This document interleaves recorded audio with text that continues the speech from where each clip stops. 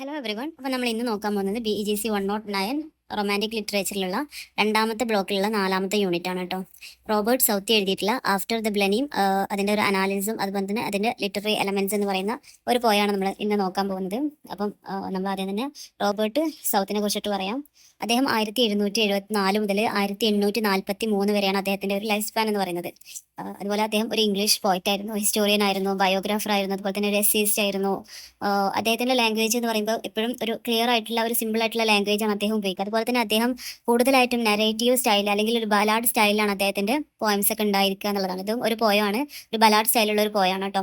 അപ്പം അതുപോലെ അദ്ദേഹത്തിന് ഈ ഹിസ്റ്ററിയിലും അതുപോലെ തന്നെ ലെജൻസിനോടൊക്കെ കൂടുതലായിട്ടൊരു ഇൻട്രസ്റ്റ് ഉണ്ട്. സോ അദ്ദേഹത്തിൻ്റെ വർക്കുകളൊക്കെ ഇപ്പം ഹിസ്റ്ററി ഇപ്പം നമുക്ക് ഈ ഒരു പോയം പഠിക്കാനുള്ളത് ഒരു ബ്ലെനിം എന്ന് പറയുന്ന ഒരു യുദ്ധം, കഴിഞ്ഞു പോയിട്ടുള്ള ഒരു യുദ്ധമാണ്. ആ യുദ്ധത്തിനെ കുറിച്ചിട്ട് അതിൻ്റെ എന്തൊക്കെ കോൺസിക്വൻസ് ആണ് അത് ഉണ്ടാക്കിയെന്നുള്ളത് ചെറിയൊരു കഥ രൂപത്തിൽ ഒരു ആവിഷ്കരണമാണ് നമുക്ക് ഈ ഒരു കഥ ഒരു പോയം എന്ന് പറയുന്നത്. സോ അതുപോലെ അദ്ദേഹത്തിൻ്റെ ഹിസ്റ്ററിയിലുള്ള ഒരു ഇൻട്രസ്റ്റ് എന്താണ് അദ്ദേഹത്തിൻ്റെ റൈറ്റിങ്സിലും തെളിഞ്ഞ് കാണാമായിരുന്നു എന്നുള്ളതാണ്. അതുപോലെ തന്നെ ഒരു സ്ട്രോങ് ആയിട്ടുള്ള ഒരു മോറൽ അല്ലെങ്കിൽ ഒരു സോഷ്യൽ ഒരു തീംസ് എന്തെങ്കിലും അദ്ദേഹത്തിൻ്റെ വർക്കിൽ ഉണ്ടാവും എന്നുള്ളതാണ്. അപ്പം അതാണ് ഒരു ആധികാരികമായിട്ട് അദ്ദേഹത്തിനെ കുറിച്ചിട്ട് പറയാനാണെങ്കിൽ. അപ്പം ഈ ഒരു കവിതയെ കുറിച്ചിട്ട് പറയാനാണെങ്കിൽ 1796 ഈ ഒരു പോയം രചിച്ചിട്ടുള്ളത്. ഇതെന്താണ് ഒരു ഫേമസ് ആയിട്ടുള്ള ഒരു ആൻറ്റി വാർ പോയം എന്നാണ് അറിയപ്പെടുന്നത്. അഥവാ യുദ്ധത്തിനെതിരെയുള്ള അല്ലെങ്കിൽ യുദ്ധത്തിനെ വിമർശിക്കുന്ന ഒരു ടൈപ്പ് ഓഫ് പോയം ആയിട്ടാണ് ഇത് അറിയപ്പെടുന്നത്. അഥവാ ആ ഒരു കാലഘട്ടത്തിൽ കുറച്ച് മുന്നേ നടന്നിട്ടുള്ള ഒരു ബാറ്റിൽ ബ്ലെനിം എന്ന് പറയുന്ന ഒരു യുദ്ധം, ആ യുദ്ധത്തിൽ ഉണ്ടായിട്ടുള്ള അതിൻ്റെ ഹൊറേഴ്സും കാര്യങ്ങളൊക്കെ തുറന്നു കാട്ടുന്ന ടൈപ്പ് ഓഫ് ഒരു എഴുത്താണിത്. അപ്പം ഇതിൽ 3 ക്യാരക്ടേഴ്സ് ആണുള്ളത്. ഒരു ഓൾഡ് കാസ്പർ എന്ന് പറയുന്ന ആൾ, ഒരു വയസ്സായിട്ടുള്ള അവിടെ ജീവിക്കുന്ന ഒരാളാണ്, ആ ഒരു നാട്ടിൽ ജീവിക്കുന്ന ആളാണ്. കാസ്പർ എന്നാണ് അദ്ദേഹത്തിൻ്റെ പേര്. അദ്ദേഹമാണ് ഈ ഒരു സ്റ്റോറി കുട്ടികൾക്ക് പറഞ്ഞു കൊടുക്കുന്നത്. അപ്പം അദ്ദേഹത്തിൻ്റെ 2 പേരക്കുട്ടികളും കൂടെയാണ് ഈ ഒരു സ്റ്റോറിയിലുള്ളത്.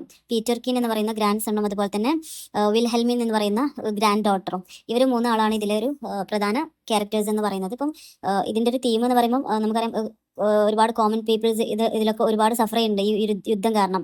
അതുപോലെ തന്നെ ബ്ലൈൻഡ് ആയിട്ടുള്ള പാട്രിയോട്ടിസം മീൻസ് ദേശസ്നേഹം, കൂടുതലായിട്ട് ഉണ്ടാകുന്ന ദേശസ്നേഹം കാരണം മേ ബി അത് മറ്റുള്ളവർക്കായിരിക്കും കൂടുതലായിട്ട് എഫക്റ്റ് ചെയ്യല. അപ്പോൾ മറ്റുള്ളവർക്ക് എന്ത് സംഭവിച്ചാലും തനിക്കും തൻ്റെ രാജ്യത്തിനും ഒന്നും സംഭവിക്കരുത് എന്നുള്ള അമിതമായിട്ടുള്ള ഒരു സ്നേഹം എന്താണ് പല ദുരന്തങ്ങൾക്കും കാരണമാവുന്നുള്ളതാണ്. അപ്പം അതിനൊക്കെ വിമർശിച്ചിട്ടുള്ള ഒരു ടൈപ്പ് ഓഫ് ലിറ്റററി വർക്കാണ് ഇതിൽ ഉള്ളത്. അപ്പം നമുക്ക് എന്താണ് സ്റ്റോറി എന്നുള്ളത് നോക്കാം. ഈ ഒരു ഇതിലെന്താണ് പറയുന്നത് എന്നുള്ളത് നോക്കാം. ഈ ഒരു സ്റ്റോറി തുടങ്ങുമ്പോൾ നമുക്ക് കാണാൻ പറ്റുന്ന സ്റ്റോറി അല്ല കേട്ടോ, ഇതൊരു ബലാഡ് ഫോമാണ്, ഒരു പോയമാണ്. ഇതിൽ പറയുന്നത് ഒരു സ്റ്റോറി ആയിരിക്കും എന്നുള്ളതാണ്. അപ്പം നമ്മൾ നേരത്തെ പറഞ്ഞ പോലെ ബലാഡ് ഫോമിലൊക്കെ സംഭവം അതൊരു പോയമാണ്, പക്ഷേ അതിലെന്താണ് എന്തെങ്കിലും ഒരു കഥ ആയിരിക്കും നമ്മളായിട്ട് എന്തെങ്കിലും ഒരു മോറൽ തീം വരുന്ന എന്തെങ്കിലും സ്റ്റോറീസോ മറ്റോ ആയിരിക്കും നമുക്ക് അത് പറഞ്ഞു തരിക എന്നുള്ളതാണ്. അപ്പം ഈ ഒരു സ്റ്റോറി സ്റ്റാർട്ട് ചെയ്യുമ്പോൾ നമുക്ക് കാണാൻ പറ്റുന്നത് ഒരു സമ്മർ ഈവനിങ് ആണ്. ഒരു വളരെ ശാന്തമായിട്ടുള്ള ഒരു ഈവനിങ്ങിൽ നമ്മുടെ ഓൾഡ് കാസ്പർ, വയസ്സായിട്ടുള്ള കാസ്പർ എന്ന് പറയുന്ന ഒരു ക്യാരക്ടർ എന്താണ് അവരുടെ കുടിലിന് മുന്നിൽ ഇങ്ങനെ ഇരിക്കുകയാണ്. ആ ഒരു സമയത്ത് അദ്ദേഹത്തിൻ്റെ എന്താണ് പേരക്കുട്ടികളായിട്ടുള്ള പീറ്റർ കീനും വിൽഹെൽമിനും വരികയാണ്. അപ്പം അവർ അങ്ങനെ കളിച്ചുകൊണ്ടിരിക്കുമ്പം അവർക്ക് എന്താണ് ഒരു വൃത്താകൃതിയിലുള്ള ഒരു സാധനം കിട്ടുകയാണ്. അതെന്താ ചോദിച്ചാൽ നമ്മുടെ ഒരു സ്കള്ളാണത്, മനുഷ്യന്മാരുടെ തലയോട്ടി എന്നൊക്കെ പറയും. അതാണ് അവർക്ക് കിട്ടിയത്. അപ്പം ആ ഒരു സാധനം കൊണ്ട് തൻ്റെ മുത്തച്ഛൻ്റെ അടുത്തേക്ക് വരികയാണ് മക്കൾ.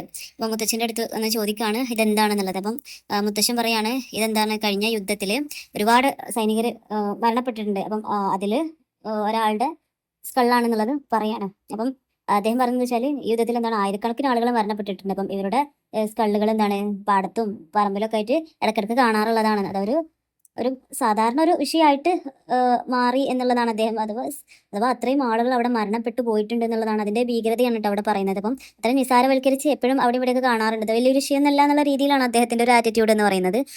അതിൽ മക്കൾ ചോദിക്കുന്നുണ്ട് എന്തിനായിരുന്നു യുദ്ധം, അതിന് കാരണം എന്താണെന്നുള്ളത്. അപ്പം കുട്ടികൾക്ക് എന്താണ് കൂടുതലായിട്ട് ഒരു യുദ്ധത്തിനെ കുറിച്ചിട്ട് അറിയണം എന്നുള്ളൊരു ആഗ്രഹം അവർക്കുണ്ട്. അപ്പം അവർ ചോദിക്കുന്നുണ്ട് എന്തിനാണ് യുദ്ധം അല്ലെങ്കിൽ എന്തായിരുന്നു അതിൻ്റെ കാരണം എന്ന് ചോദിക്കുമ്പം എന്താണ് കാസ്പറിന് പറയാനായിട്ട് പ്രത്യേകിച്ച് കാരണങ്ങളൊന്നും ഉണ്ടായിരുന്നില്ല എന്നുള്ളതാണ്. കാരണം ആ ഒരു കാലഘട്ടത്തിൽ യുദ്ധത്തിന് അത്രയും പ്രാധാന്യം ഉണ്ട്. അഥവാ നിസാര കാര്യങ്ങൾക്കൊക്കെ വേണ്ടിയിട്ട് യുദ്ധം ചെയ്യുമ്പോൾ ഉണ്ടാകുന്ന അതിൻ്റെ ഒരു കോൺസിക്വൻസ് ആണ് നമുക്കിവിടെ പറഞ്ഞു തരുന്നത് കേട്ടോ. അപ്പം പ്രത്യേകിച്ച് കാരണം എന്താണെന്നുള്ളത് പോലും അവർക്കറിയില്ല, പക്ഷേ യുദ്ധം നടന്നിട്ടുണ്ട് എന്നുള്ളതാണ്.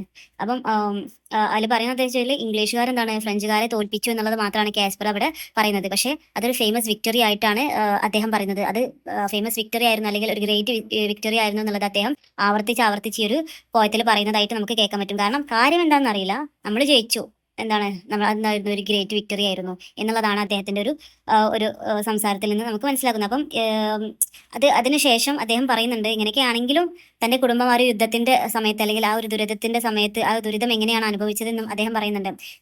ആ യുദ്ധത്തിന്റെ ടൈമിൽ എന്താണ് വീടുകളൊക്കെ കത്തിക്കപ്പെട്ടിട്ടുണ്ട്. അതുപോലെ തന്നെ ഒരുപാട് സ്ത്രീകളെയും കുട്ടികളെയും ഒക്കെ എന്താണ് കൊല്ലപ്പെട്ടിട്ടുണ്ട്. 10,000-കണക്കിന് മൃതദേഹങ്ങൾ അവിടെ മരിച്ചു കിടന്നിട്ടുണ്ട്. പക്ഷെ എന്നിട്ടും അതെന്തായിരുന്നു, ഒരു ഗ്രേറ്റ് വിക്ടറി ആയിരുന്നു എന്നുള്ളത് അയാൾ വീണ്ടും പറയാണ്. ഇങ്ങനെയൊക്കെ നാശനഷ്ടങ്ങൾ ഉണ്ടായിട്ടുണ്ടെങ്കിലും അതൊരു ഗ്രേറ്റ് വിക്ടറി തന്നെയായിരുന്നു എന്നുള്ളതാണ് അദ്ദേഹം പറയുന്നത് എന്നുള്ളതാണ്. അപ്പം അത് കേൾക്കുമ്പം നമ്മുടെ പീറ്റർക്കിൻ ചോദിക്കുകയാണ്, ശരിക്കും ഈ ഒരു യുദ്ധം കൊണ്ട് എന്തെങ്കിലും പ്രയോജനം ഉണ്ടായോ, അല്ലെങ്കിൽ എന്താണ് പ്രയോജനം ഉണ്ടായതെന്ന് ആ കുട്ടി ചോദിക്കുകയാണ്. പക്ഷേ അദ്ദേഹത്തിന് എന്താണ് ഒരു കറക്റ്റ് ആൻസർ ആ കുട്ടിയോട് പറയാൻ കഴിഞ്ഞിട്ടില്ല. കാരണം ആ യുദ്ധം കൊണ്ട് എന്ത് നേട്ടമാണ് അവർക്ക് ഉണ്ടായത് എന്നുള്ളതാണ് കുട്ടി ചോദിക്കുന്നത്. അപ്പം പ്രത്യേകിച്ച് ഒരു നേട്ടം ഉള്ളതായിട്ട് അയാൾക്ക് പറയാൻ പോലും ഒന്നും ഉണ്ടായിരുന്നില്ല എന്നുള്ളതാണ്. പക്ഷെ അദ്ദേഹം പറയുന്നതാണ്, it was A famous victory. അദ്ദേഹം ഇതെന്താണ്, ഇത് എങ്ങനെയൊക്കെയാണെങ്കിലും ഇതൊരു ഗ്രേറ്റ് വിക്ടറി ആയിരുന്നു എന്നുള്ളത് മാത്രമാണ് അദ്ദേഹം പറയുന്നത് എന്നുള്ളതാണ്. അപ്പം ഇതിലൂടെ എന്താണ് ആ യുദ്ധത്തിന്റെ അർത്ഥശൂന്യമായിട്ട് ഉള്ള ഒരു മുഖമാണ് ഇതിൽ വ്യക്തമാക്കുന്നത് എന്നുള്ളത്. അപ്പം ആ ഒരു യുദ്ധം ഏത് കാലത്തും എന്നും ആപത്തുകളും വിപത്തുകളും മാത്രമേ സൃഷ്ടിച്ചിട്ടുള്ളൂ. അപ്പം ചെറിയ ചെറിയ കാര്യങ്ങളിൽ പോലും യുദ്ധം ചെയ്യുന്ന ഒരു മനോഭാവത്തിനെയും, അതുപോലെ തന്നെ ആ യുദ്ധം കഴിയുമ്പോൾ അല്ലെങ്കിൽ യുദ്ധം നടന്നുകൊണ്ടിരിക്കുമ്പം കോമൺ പീപ്പിൾസ് ഫേസ് ചെയ്യുന്ന പല പ്രശ്നങ്ങളും അവരുടെ സഫറിങ്ങും ഇതൊക്കെയാണ് ഈ ഒരു പോയം മുന്നോട്ട് വെക്കുന്ന സംഭവം എന്ന് പറയുമ്പോൾ. ഇതിൻ്റെ ഒരു അനാലിസിസ് എന്ന് പറയുന്നത് നമുക്ക് ഒരു ആന്റി വാർ മെസ്സേജ് ആണ് ഇതിലൂടെ നമുക്ക് തരുന്നത് എന്നുള്ള പറയാം. കാരണം ആ ഒരു യുദ്ധം ഉണ്ടായിട്ട് എന്താണ് ഒന്നും കിട്ടുന്നില്ല, ഒരു ഫലം ആ ഒരു യുദ്ധം നമുക്ക് സമ്മാനിക്കുന്നില്ല എന്നുള്ളത്. അതുപോലെ തന്നെ ഇതിൻ്റെ ഒരു സംഭാഷണ രീതി എന്നൊക്കെ പറയുമ്പോൾ എന്ന് പറഞ്ഞാൽ ഒരു ബലാഡ് സ്റ്റൈലാണ്. അതിൽ തന്നെ ക്വസ്റ്റ്യൻസും അങ്ങോട്ടും ഇങ്ങോട്ടൊക്കെ ഉള്ള ഡയലോഗ് രൂപത്തിലാണ് അതിൻ്റെ ഒരു രീതി എന്ന് പറയുന്നത്. അതുപോലെ നമുക്കിതിൽ കാണാൻ പറ്റുന്നതാണ് നമ്മുടെ ചിൽഡ്രൻസിൻ്റെ ഒരു ഇന്നസെൻസ് എന്ന് പറയുമ്പോൾ. അപ്പോൾ അവരുടെ ചോദ്യങ്ങൾ എന്തിനു വേണ്ടിയായിരുന്നു യുദ്ധം, അല്ലെങ്കിൽ യുദ്ധം കൊണ്ട് എന്ത് നേട്ടം ഉണ്ടായതെന്നുള്ളത് ആ കുട്ടികളുടെ നിഷ്കളങ്കമായിട്ടുള്ള ഒരു ചോദ്യത്തിനെയാണ് ഇവിടെ പറയുന്നത്. അതുപോലെ തന്നെ പിന്നീട് പറയുന്നത് the irony of the Casper, ആ ഒരു കാസ്പർ പറയുന്ന കാര്യം. അപ്പോൾ അദ്ദേഹം ആ ഒരു യുദ്ധത്തിനെ കുറിച്ചിട്ട് ഗ്രേറ്റ് വിക്ടറി എന്ന് പറയുമ്പോഴും അദ്ദേഹം പറയുന്നുണ്ട് ആ യുദ്ധത്തിന്റെ കാലത്ത് അദ്ദേഹം എന്താണ് ഒരുപാട് വീടുകൾ കത്തിയിട്ടുണ്ടെന്ന് പറയുന്നത്. അതുപോലെ തന്നെ സ്ത്രീകളും കുട്ടികളും അടക്കം ഒരുപാട് പേര് മരണത്തിന് കീഴടങ്ങിയിട്ടുണ്ടെന്ന് പറയുന്നു. ഒരുപാട് മൃതദേഹങ്ങൾ എന്താണ് നിരന്ന് അവിടെ കിടന്നിട്ടുണ്ടെന്ന് പറയുന്നു. അപ്പം ഇതൊക്കെ എന്താണ് അങ്ങോട്ടും ഇങ്ങോട്ടും ഉണ്ടാകുന്ന ഒരു ഐറണി എന്ന് പറയുമ്പോൾ ഒരു ഓപ്പോസിറ്റ് നല്ലൊരു കാര്യം പറയുമ്പോൾ അതിന്റെ ഇടയിൽ വരുന്ന ഒരു മോശം ഒരു കാര്യമായിട്ടാണ് ഇവിടെ കവി പറയുന്നത്. അപ്പം ഇതെന്താണ് തികച്ചും ഒരു ഐറണിയാണ്, ആ ഒരു കാസ്പറിന്റെ സ്വഭാവത്തിലെ ഒരു ഐറണിയാണ് നമുക്ക് ഇതിലൂടെ കാണാൻ പറ്റുന്നത്. അതുപോലെ തന്നെ ഒരു ക്രിട്ടിക്കൽ അപ്രീസിയേഷൻ പറയുകയാണെങ്കിൽ questioning the glory of the war എന്നുള്ളതാണ്. അപ്പം ആ ഒരു വാറിനെ എന്താണ് ഒരു മഹത്വവൽക്കരിക്കുന്നതിനെ എന്താണ് ക്വസ്റ്റ്യൻ ചെയ്യാണ് ഇതിലൂടെ നമുക്ക് കാണാൻ പറ്റുന്നത്. നമ്മുടെ കവി ഇതിലൂടെ ക്വസ്റ്റ്യൻ ചെയ്യാണ്, എന്തുകൊണ്ട് ഇതിനെ അത്രയും ഗ്ലോറിഫൈ ചെയ്യേണ്ട ആവശ്യം എന്താണെന്നുള്ളത് നമ്മുടെ കവിതയിൽ കവി എന്താണ് ക്വസ്റ്റ്യൻ ചെയ്യുക എന്നുള്ളതാണ്. അതുപോലെ തന്നെ ഒരു സ്ട്രോങ് ആയിട്ടുള്ള ഐറണി, നമുക്ക് നേരത്തെ പറഞ്ഞ പോലെ ഒരു സ്ട്രോങ് ആയിട്ടുള്ള ഐറണി നമുക്ക് ഇതിലൂടെ കാണാൻ പറ്റും. അതുപോലെ തന്നെ ഒരു ചിൽഡ്രൻസിൻ്റെ ഒക്കെ ഒരു വ്യൂ പോയിന്റ്സ് ഇതിൽ പറയുന്നുണ്ട്. അപ്പോൾ കുട്ടികൾക്ക് തന്നെ എന്താണ് എന്തിനായിരുന്നു യുദ്ധം, അല്ലെങ്കിൽ എന്ത് നേട്ടമാണ് ഇതിലൂടെ ഉണ്ടായത് എന്നുള്ളത് ആ കുട്ടികളുടെ ക്വസ്റ്റ്യൻ എന്താണ്, അവരുടെ വ്യൂ പോയിന്റ് അവർക്ക് തന്നെ തോന്നാണ് ഇതൊരു ആവശ്യമില്ലാതെ നടന്ന സംഭവമായിട്ട് അവർക്ക് തോന്നിയിട്ടാണ് അതുകൊണ്ട് അവർ ചോദിച്ചിട്ടുള്ളത്. അതുപോലെ തന്നെ realistic picture of the war എന്നുള്ളത്. അപ്പം ആ ഒരു വാർ കൊണ്ട് എന്താണ് അവിടെ ഉണ്ടായത് എന്നുള്ളതിൻ്റെ ഒരു റിയൽ ആയിട്ടുള്ള ഒരു പിക്ചറാണ് നമുക്ക് ഈ ഒരു ബലാഡിലൂടെ നമുക്ക് പോയിട്ട് തരുന്നത് എന്നുള്ളതാണ്. അപ്പം ഒരു തലയോട്ടികൾ അവിടെ ഇവിടെ കിടക്കുന്ന ഒരു കാഴ്ച, അതൊക്കെ നമുക്ക് എന്താണ് റിയലിസ്റ്റിക് ആയിട്ടുള്ള ഒരു പിക്ചറാണ് ആഫ്റ്റർ ദ വാർ എന്നുള്ളത്. അതുപോലെ യൂണിവേഴ്സൽ ആയിട്ടുള്ള ഒരു മെസ്സേജാണ്. ഒരിക്കലും യുദ്ധം എന്ന് പറയുന്നത് ഒരിക്കലും നമുക്ക് എന്താണ് ഒരു നല്ലൊരു മെസ്സേജോ കാര്യങ്ങളോ അല്ലെങ്കിൽ നല്ല ഒന്നും നമുക്ക് ആ യുദ്ധത്തിലൂടെ നമുക്ക് കിട്ടുന്നില്ല എന്നുള്ളതാണ് ഒരു യൂണിവേഴ്സൽ മെസ്സേജ് ആയിട്ട് നമുക്ക് അതിലൂടെ പറയാനുള്ളത്. അതാണ് ഇവിടെ പറയുന്നത്. അതുപോലെ തന്നെ ഇതിൽ ഈ ഒരു പോയത്തിൽ പറയുന്ന പോയറ്റിക് ഡിവൈസസ് ആണ് ഇനി പറയാൻ പോകുന്നത്. ഞാൻ പറഞ്ഞ പോലെ ഏകദേശം എല്ലാ പോയിന്റ്സിലും വരുന്ന ഒരുപാട് പോയിന്റുകൾ ഉണ്ടാവും, പക്ഷെ ചിലതിൽ മാത്രം വരുന്ന സെപ്പറേറ്റ് പോയിന്റുകൾ ഉണ്ട്. അപ്പം ഐറണി ഇതിൽ പ്രത്യേകമായിട്ട് പറയുന്ന സംഭവമാണ്. അതുപോലെ തന്നെ റിപ്പീറ്റേഷൻ, ആ ഒരു it was A great victory എന്ന് പറയുന്ന ആ ഒരു വേർഡ് വീണ്ടും വീണ്ടും റിപ്പീറ്റ് ആയിട്ട് അതിൽ വരുന്നുണ്ട്. അതുപോലെ തന്നെ ഇമാജിനറി, അതുപോലെ തന്നെ സിംബലിസം, അതുപോലെ ഒരു ഡയലോഗ് ഇതിന്റെ പ്രത്യേകത തന്നെയാണ്. കാരണം ഒരുപാട് ക്വസ്റ്റ്യൻസും കാര്യങ്ങളും അതിന് ഉത്തരങ്ങളൊക്കെ ഈ ഒരു ബലാഡിലുണ്ട് എന്നുള്ളത്. അതുപോലെ തന്നെ ആലിട്രേഷൻ എന്ന് പറയുമ്പോൾ ഈ ഒരു കോൺസണന്റ് സൗണ്ടിന്റെ ഒരു റിപ്പീറ്റേഷൻ ആണ് ആലിട്രേഷൻ എന്ന് പറയുന്നത്. അതുപോലെ തന്നെ എസോണൻസ് പറയുമ്പോൾ റിപ്പീറ്റേഷൻ ഓഫ് ദ വൊവൽ സൗണ്ടുകൾ വീണ്ടും വീണ്ടും റിപ്പീറ്റ് ചെയ്ത് വരുന്നതിനാണ് എസോണൻസ് എന്ന് പറയുന്നത്. അതുപോലെ തന്നെ ഒരു ബലാഡ് ഫോമിലാണ് ഇതുള്ളത് എന്നുള്ളതാണ്. ഇതൊക്കെയാണ് ഇതിന്റെ ഒരു പോയറ്റിക് ഡിവൈസ് ആയിട്ട് നമ്മൾ ടെക്സ്റ്റിൽ പറയുന്നത്. അപ്പം ഇതാണ് ഓവറോൾ എന്താണ് ദ ആഫ്റ്റർ ബ്ലെനിങ് എന്ന് പറയുന്ന ആ ഒരു പോയത്തിന്റെ മെയിൻ ആയിട്ടുള്ള സമ്മറി എന്ന് പറയുന്നത്.